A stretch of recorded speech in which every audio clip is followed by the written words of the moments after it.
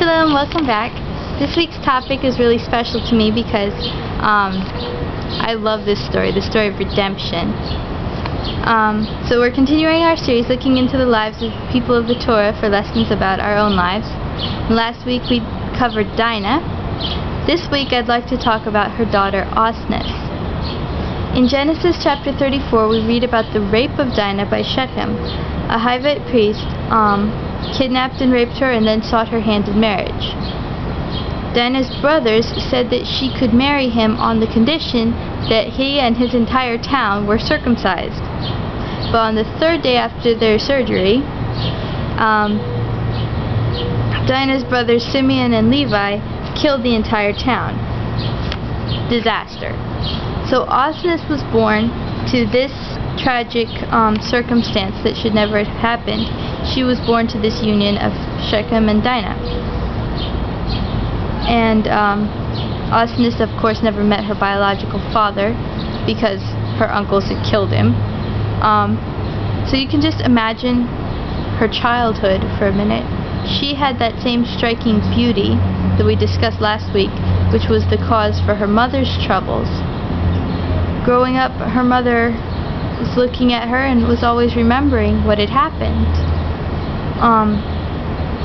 Finally, the child couldn't bear to cause her mother any more pain, and she ran away from home. She ended up in Egypt in the house of Poti-phera. Poti-phera adopted her. Now, I think we all remember from the story of Joseph what else happened in Poti-phera's house.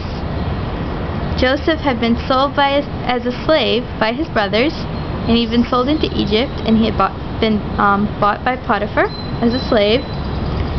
And the Egyptian astrologers had foretold a union of the house of Poti-phera and the house of Joseph. So therefore, Poti-phera's wife had tried to seduce Joseph. But I want to read something about that from this book, People of the Book, by Osher Levine. Very good book. I want to read just a little bit on it. This is about Joseph's refusal to obey Poti-phera's wife. What was it that fortified his resolve? Joseph beheld an image of his saintly father Yaakov. Precisely at that moment did he evaluate his identity and his destiny, past, present, and future.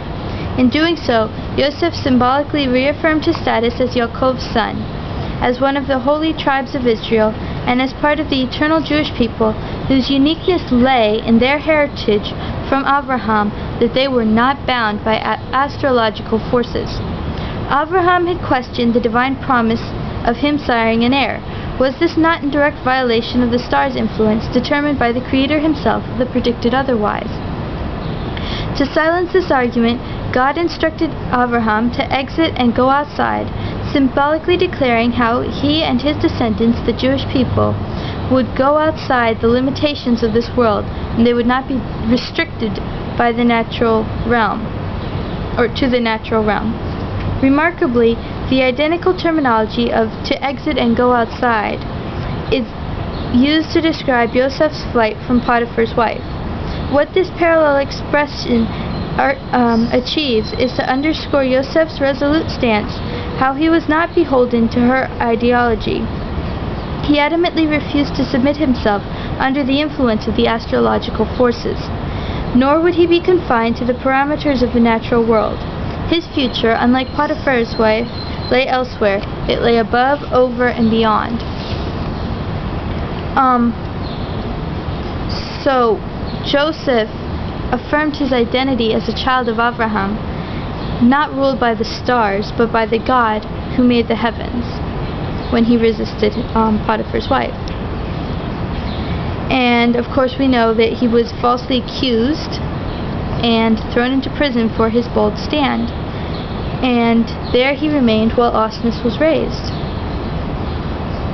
Finally, Joseph was remembered and was called to interpret the dream of Pharaoh. He was made second in command of Egypt and was given Osnas as a wife. Joseph and Osnas had 2 children, Genesis chapter 41 verses 50 to 52. Before the years of the famine came, Joseph became the father of 2 sons, whom Osnas, daughter of Poti-phera, priest of On, bore to him. Joseph named the first one Manasseh, saying, God has made me forget completely my hardship and my parental home. And the second he named Ephraim, meaning God has made me fertile in the land of my affliction.